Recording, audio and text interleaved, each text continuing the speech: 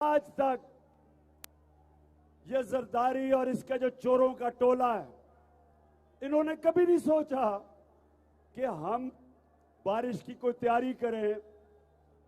जिस तरह पंजाब, ये जरा सुनो लोधरा, बड़ा बुरा भला कहा गया उस्मान बुजदार को, लेकिन अभी लाहौर में भी बारिश हुई है। लेकिन उस्मान बुजदार ने अंडरग्राउंड टैंक्स बनाए हुए हैं। पानी नहीं खड़ा होता क्योंकि इंतजाम अरबों रुपया लगा के अंडरग्राउंड टैंक्स बनाए हैं,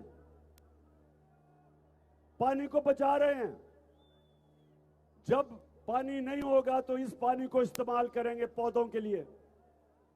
और उधर कराची में 14 साल से ये डाकू बैठा हुआ है जरदारी, और कराची का पैसा चोरी होके और सिंध का